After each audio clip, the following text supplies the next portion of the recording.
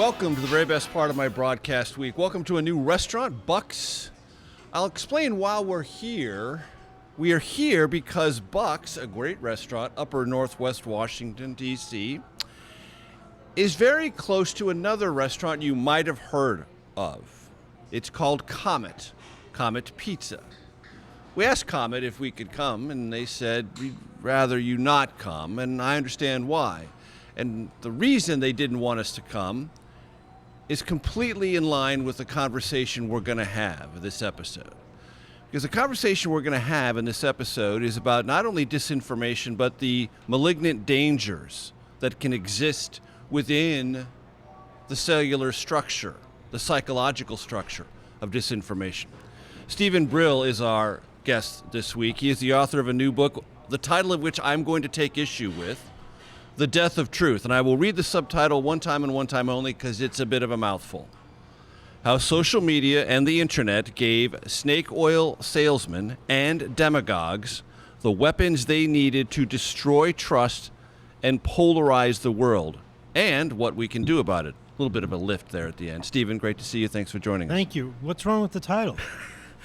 Does it make you feel happy? Because Death of Truth sounds final. And I can't believe it's dead for good. I believe, and we've had this conversation in a different venue before, it's in a coma.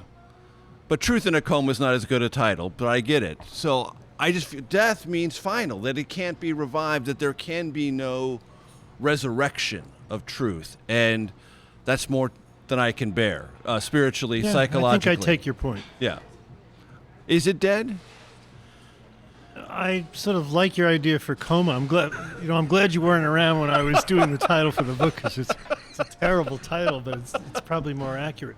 Because what I try to convey is that truth, let's say, has taken a vacation. Yeah. It's gone, and what I mean by that is that any democracy, any civil society, any marketplace even has to rely on most of the people most of the time believing in the same set of facts. Right? We think we're in a restaurant. Yes. We are quite confident that this restaurant, like the restaurant next door, does not have a basement full of children who are being kept prisoner.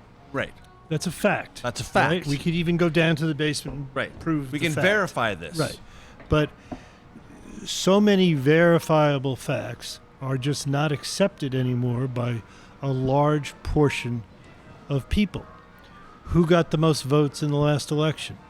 Will the COVID vaccine kill you? Right. Is Vladimir Zelensky a Nazi who's being bribed by the Americans so that he's buying, 2 luxury yachts for $100 million each? Just pick your poison. Right. It really used to be, we'd have elections, they'd be hotly contested. We'd have debates over healthcare. We'd have debates over, everything, hotly contested. But we've had very, very close presidential elections, 1960, 1968, 2000, just to name three of a rather recent era. Right, and far closer than the 2024 election. Exactly, and people sort of went through the process, saw the numbers, and accepted them as verified because they were. And when you got to the polling place, you saw these nice people sitting behind the table, typically volunteers or maybe working for a daily wage, once every election season. And you trusted them to count the votes. You didn't think they had any agenda. You didn't think they were conspiring with anyone. That trust, whether it's in Anthony Fauci or your local polling worker, that trust has largely been eroded. And the factors that I identify, the leading one being social media, which, the good news about the internet and social media is anyone can be a publisher and reach billions of people. They don't have to rely on Major Garrett having a soapbox. Everybody can be Major Garrett. Give it a try, folks. Harder than it looks. The bad news about the internet and social media is that anybody can be Major Garrett. That you can put on a white coat and take a picture of yourself and start a website and explain to people that You're if they buy apricot pits, it'll cure their cancer, and your oncologist is just ripping you off. So buy these apricot pits, and that works. Yeah.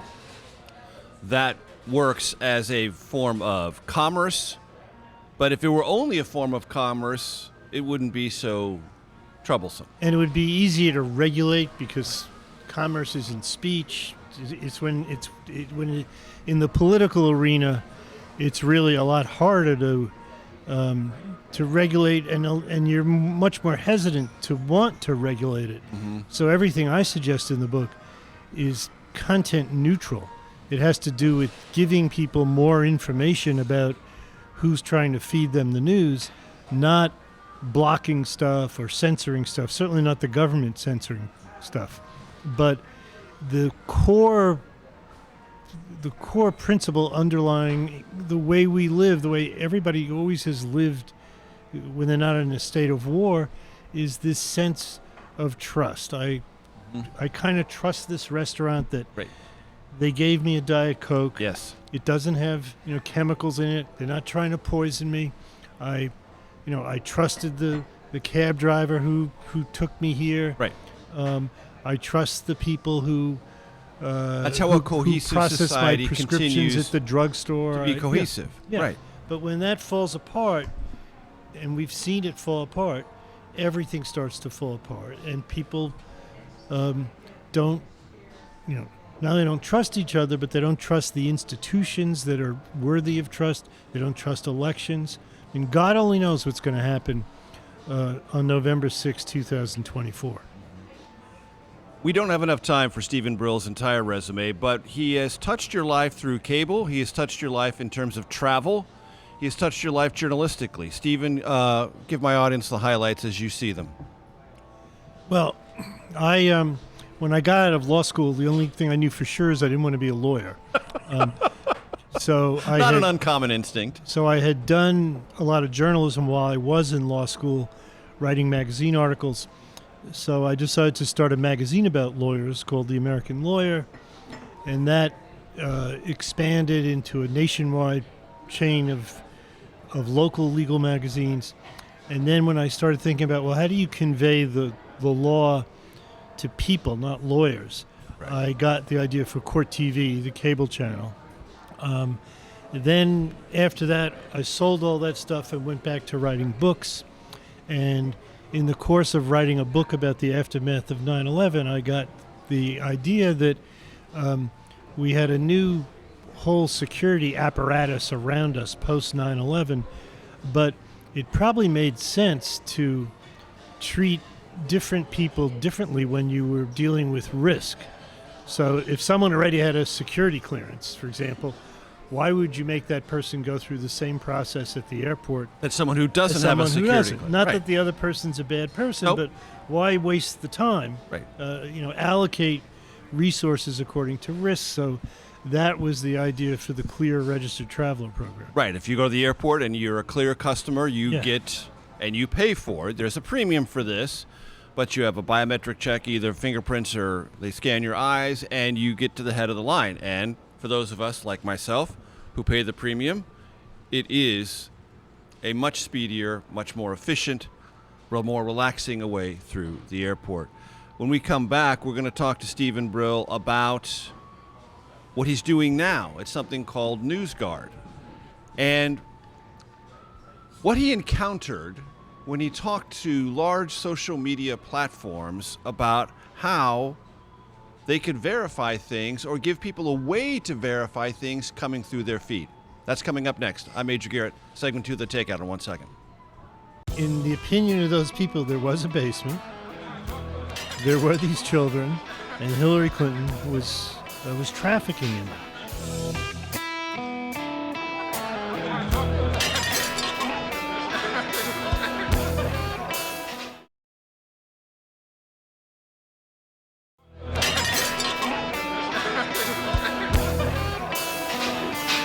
Welcome back to The Takeout. Welcome back to Buck's Restaurant. As I mentioned in the opening, very near Comet Pizza. Steven, remind my audience what Disinformation and Comet Pizza have to do with one another.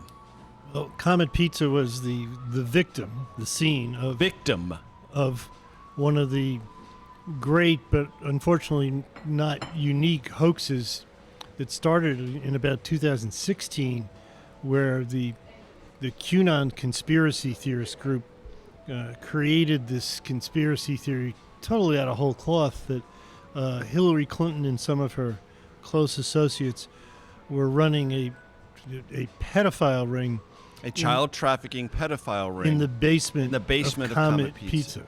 Go figure. Right. Right. A place that does not have a basement, never has, didn't, won't, doesn't. Right. And if it did, it probably wouldn't have children down there. It wouldn't. No, exactly. So that's it is a great and reputable yeah. pizza restaurant. Somebody believed this and did what? Someone showed up outside the door, right outside where we are, and tried to shoot up the place. Right. To rescue the children, the non-existent children from the non-existent basement. Exactly. And for you, that is a kind of avatar of disinformation. Yeah, I mean, it is a picture of what can happen under these circumstances. Right, and it's really sort of the extreme example of how everybody has an opinion. In the opinion of those people, there was a basement, there were these children, and Hillary Clinton was trafficking in them. And your opinion might be that there's no basement, but their opinion is that there is a basement. And one of the tenets of this book is that actually there are facts. Mm-hmm. Not everything is an opinion. Who got the most votes is not an opinion. And that there are forces behind this disinformation that are not only manipulating you, but making money in the process, and that there is no means anymore, or almost no means anymore, to discern one from the other. Exactly. You can be an unwitting consumer and find yourself rabbit-holed, not against your will, but with less consent than you might otherwise imagine. Right. So let me give you the example. Sure. I mean, this is why we started NewsGuard in 2018. The idea behind it was we would raise money. We'd hire a bunch of journalists who would actually read websites, news websites, and their associated social media platforms, and rate their reliability based on 9 specific standards of journalistic practice having nothing to do with politics. Mm-hmm. It wasn't that, these guys are too liberal, these guys are too conservative. It has to do with, do you have a corrections policy? Do you, are you candid and upfront about admitting mistakes? Everybody makes mistakes. Sure.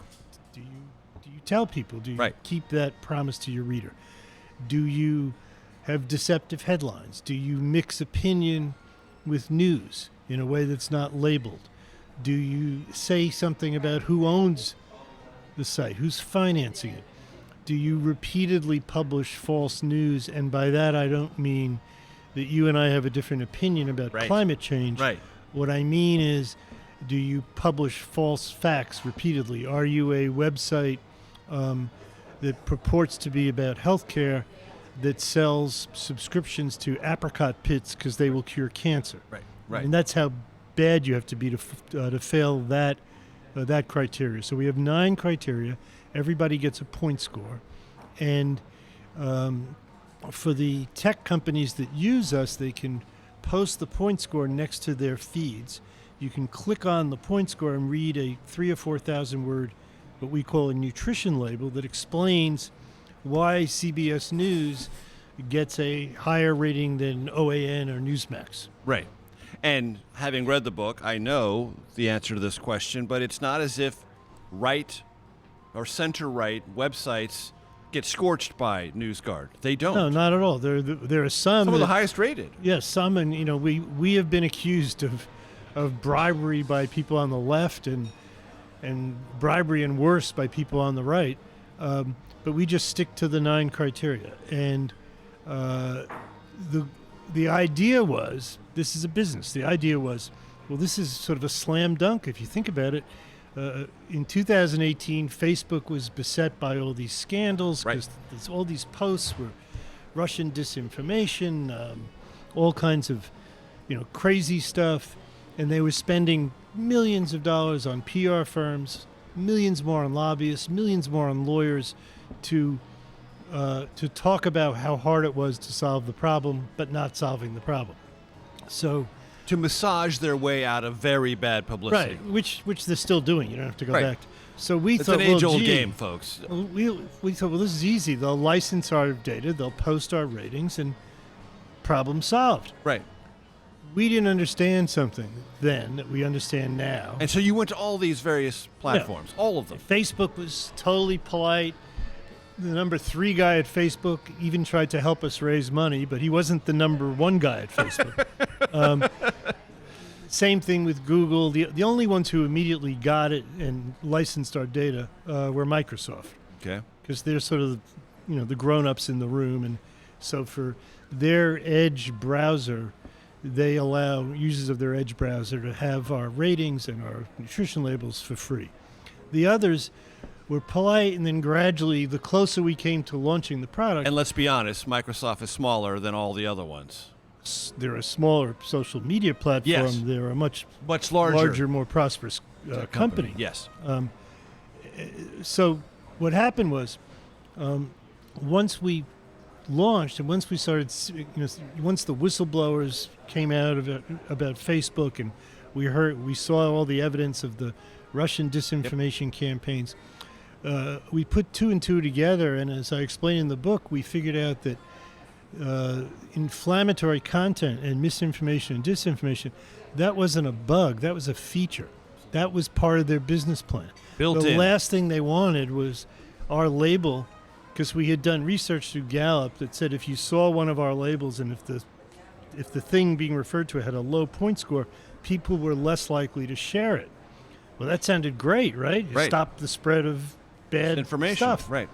It's terrible if you're in the business of getting as many eyeballs as you can to sell as many ads as you can. For as long as you can. Yeah. Because engagement is a coin of the realm. Right. The So- longer you're on and the deeper down any various rabbit holes you go, the longer you're on. Therefore, you see more digital ads, and they can monetize it more rapidly. So the better course of action for Facebook is to go to Congress every 6 months and apologize. and apologize and say, we really, really care, and we're really trying harder, and we know we have The more fire work hose, to do. we can't do anything about it. There's And, so much then stuff. that's the thing that makes me crazy. They say it's a fire hose. How are we supposed to, guard against everything if people are posting, 10,000 videos a minute? What are we supposed to do? Well, as I was doing the book, I heard one of those speeches. What are we supposed to do? We can't can't read everything. And it dawned on me. I had an epiphany. Somewhere in this restaurant, I don't know where it is, but I guarantee you, there is a sign that says occupancy by more than X number of people is unlawful. It's unlawful. Dangerous and unlawful. Right. And the reason is that's a fire safety regulation. They want this restaurant to be safe. Right. The restaurant can't say, Bucks can't say, so many people like this food Right. that 1,000 people want to come, even though the sign says, 236. So we've just got to let 1,000 people in. They wouldn't be allowed to do that. Elon Musk owns a car company. What if he said so many people want to buy a Tesla that I really can't be bothered slowing down the process with these pesky airbags and seat belts, let alone the software that's supposed to keep the car from, driving over a cliff. Right. He wouldn't be allowed to do that, but he is allowed to do that with the other consumer product. The other Twitter. consumer product, meaning Twitter, now known as And that X. goes We'll- back to a law passed in 1996. We're going to pick up on that when we come back to the other side of this break. Section 230, you've probably heard something about it. Steven Can't Brill resist. will explain it even more and more fully than I can. That's coming up next. Stay tuned. It's the only business you and I know of where the companies are completely immune from any harm that their products cause.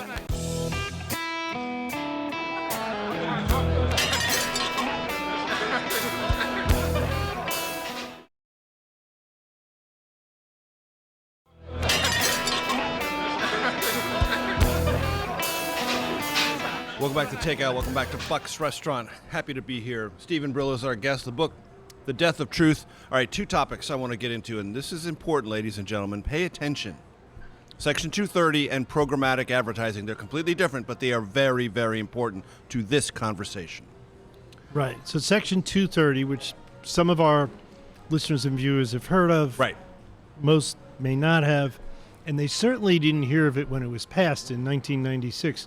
If you go back and do a search, there wasn't a news article written about Section 230 for like 4 years. It's a delightful opening to the book, by the way. It really is great. You just, when I first did a search, I said, what's going on? The New York Times, Wall Street Journal, Washington Post, they don't have Section 230? What's wrong with them?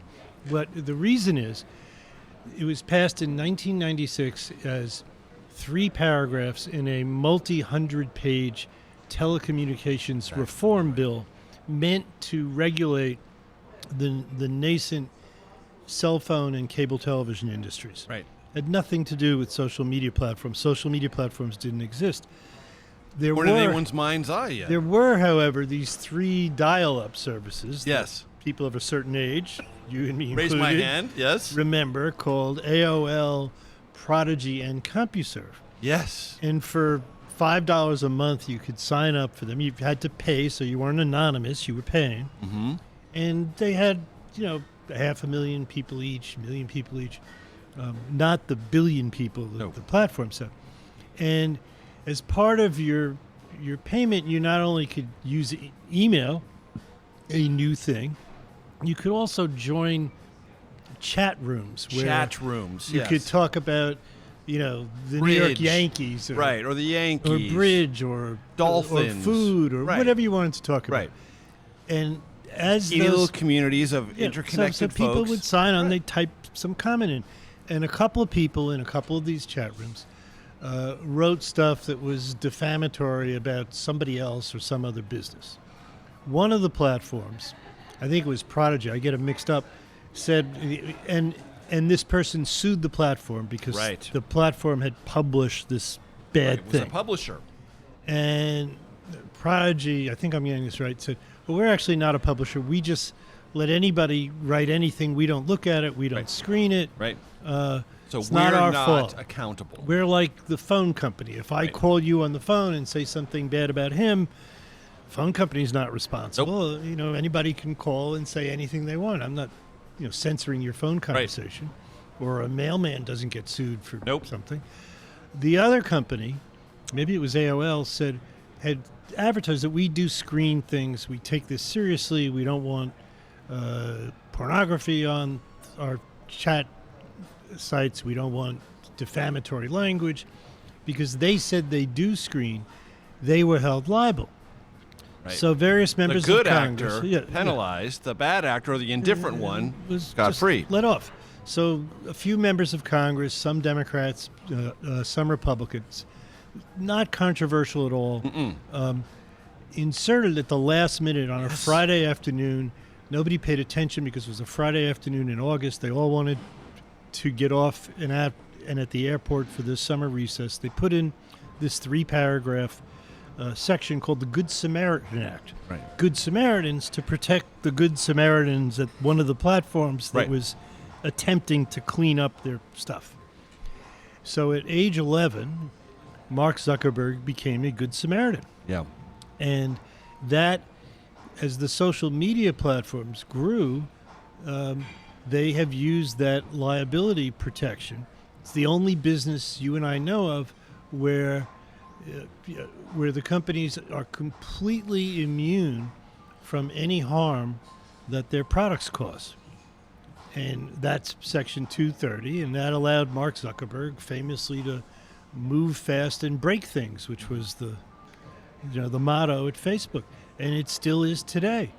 So instead of doing anything about it, they would just go to Congress and apologize and say, we really, really care. We really try hard. We're sorry. And programmatic advertising, what is that, and how does that fuel in ways I don't think anyone in my audience, because I never understood it, fuels, monetizes, and makes, if not permanent, near permanent, the spread of disinformation. You've said it probably better than I can.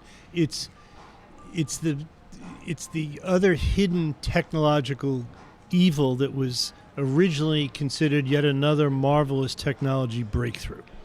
So it used to be, if you watch the cable series Mad Men, that people at ad agencies would go out for long lunches and they'd create creative campaigns, and they'd decide, let's advertise on CBS instead of NBC, or let's do Time instead of Newsweek, or the Journal instead of the New York Times, or get these 7 regional newspapers, but not those 7 over there. Now, 80% of advertising is done by an algorithmic auction process.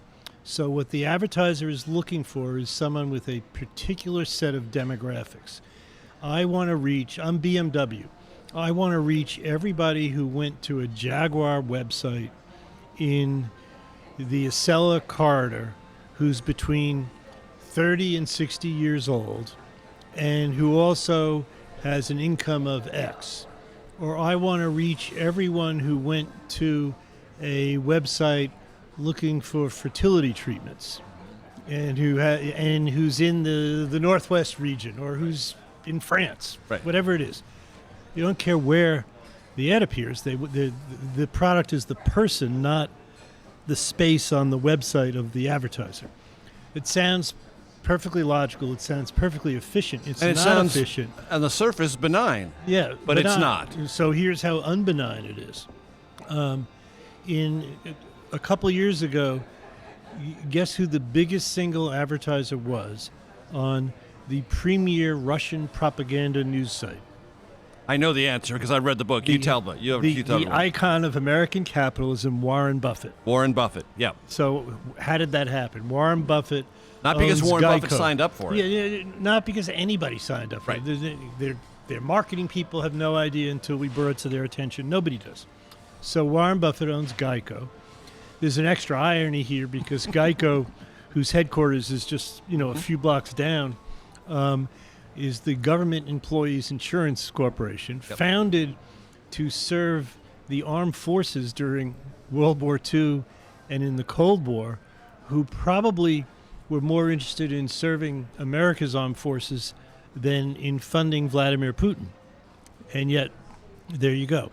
Another example. And we're not talking about chump change here. Oh no, there's a lot of money. There's billions of dollars that is going.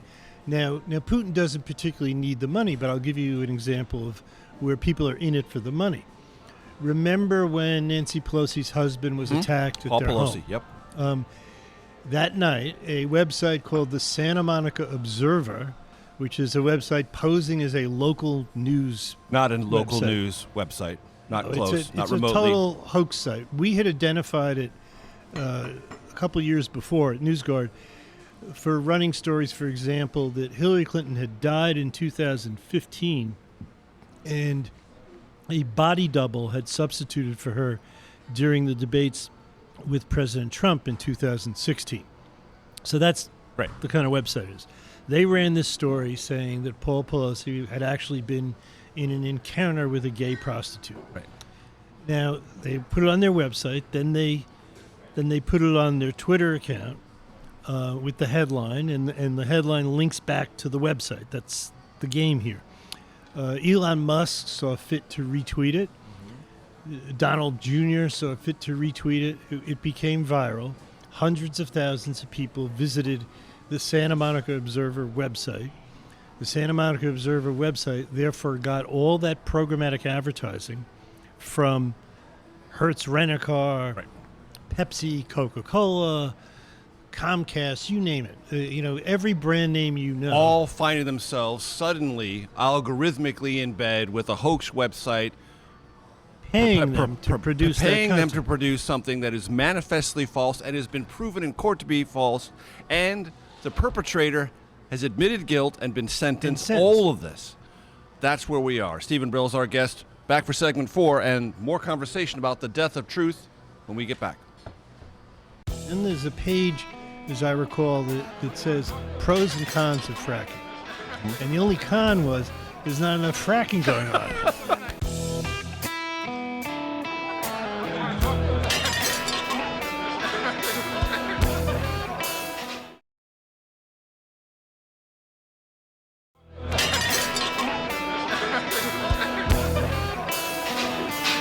Welcome back to Takeout. Welcome back to Buck's Restaurant. We thank them for their hospitality, and the appetizers are arrayed in front of us. Steven Brill is our guest.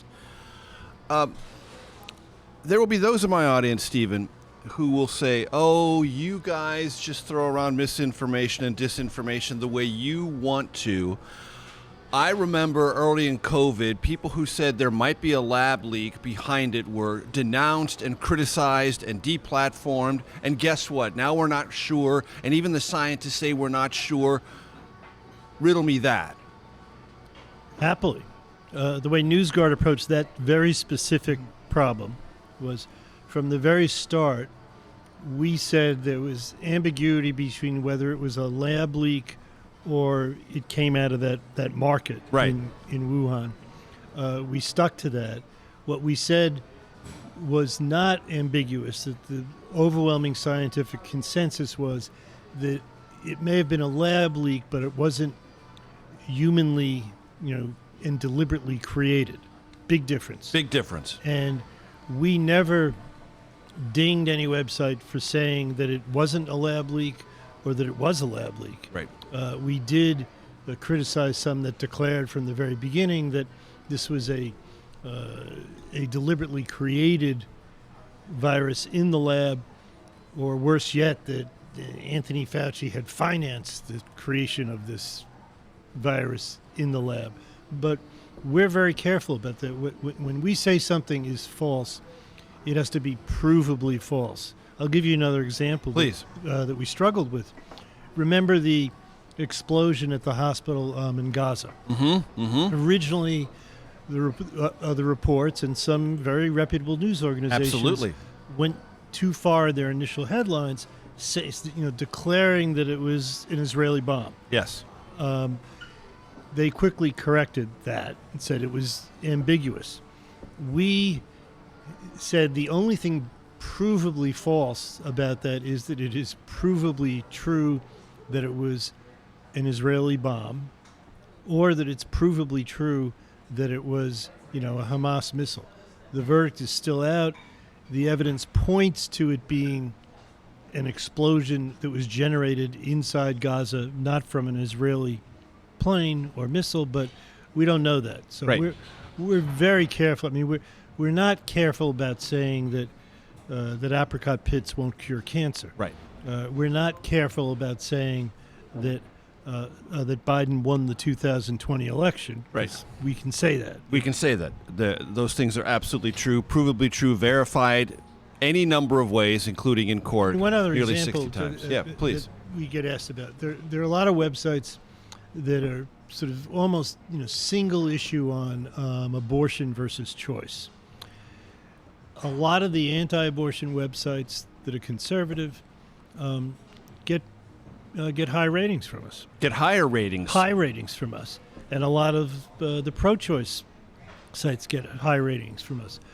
Where we ding the pro-choice sites is some of them have misstated the restrictiveness of some of the laws that have been passed. For example, saying that in a certain state there are no exceptions, abortion no exceptions, when that's a mistake I think that Joe Scarborough made a couple of times, where in fact there are exceptions in those states for life of the mother. Right. And they stuff may not like be that. exceptions that you think Yeah. are broad enough or exactly.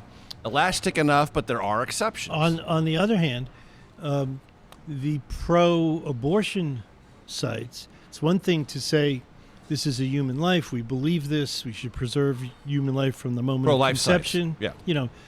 That's an opinion. Right. And it's not a wrong thing. It's an opinion. You might disagree with it, but it's an opinion. But when they say on the same website, when they report that abortions cause breast cancer, that's wrong. That's a fact. Right. That's wrong. And research has demonstrated that. Yeah, right. Totally. Right. So that's where they will get dinged, not for having a certain value structure or belief system or orientation to a public policy issue. Exactly. Same thing with climate change. It's one thing to say, we're against all the new rules and regulations proposed about climate change because it'll ruin the economy. Right. Technology will catch up sooner or later, and the Earth's not going to not going to explode. That's one thing. I might disagree with that, but that's Right. an opinion.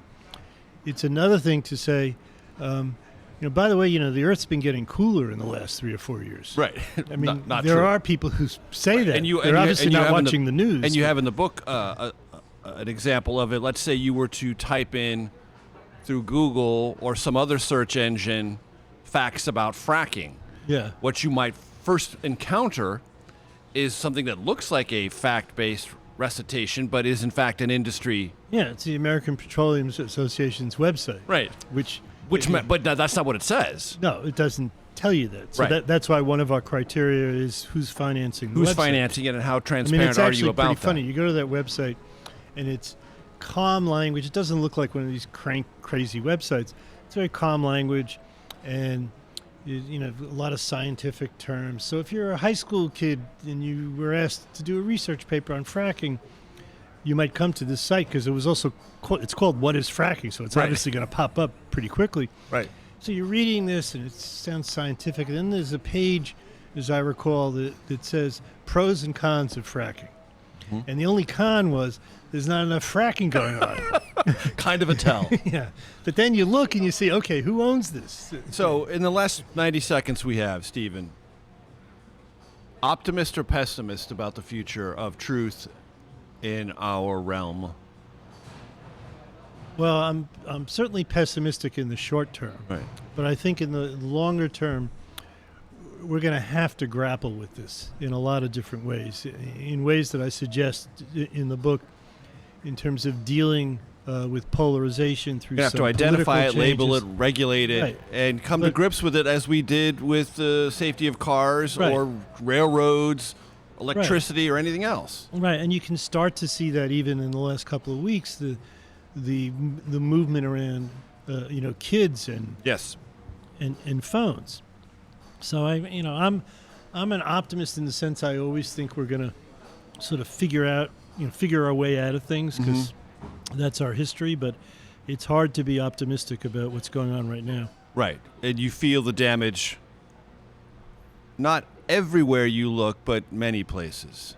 Yeah, I see it everywhere. I mean, I see it in the stuff we do all day at NewsGuard. Right. I see it in the death threats we get. The people are just very exercised and alienated, and they're alienated in some respects because the system has stopped working Yep. for them, and they're more prone to believe the guy who says, not only does your healthcare system not work, but your cancer doctor, who always talks fast and you can't understand what he's saying, he's ripping you off, so try these fruit pits. Or, your politicians are lying to you. It and they're even intensifies fixing the elections. us versus them Totally, mentality and the sense of helplessness, which can move people to a mindset of rage and Very much worse. so. Steven Brill, it's been a pleasure. Thanks so much. Stay tuned for your Thank you. Takeout Outtake Especial. That is next.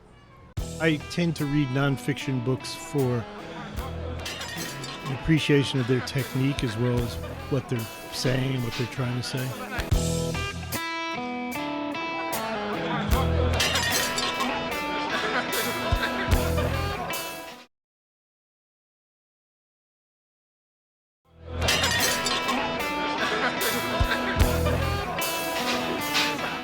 Welcome to your Takeout Outtake Especial. Our guest, Steven Brill, the book, The Death of Truth.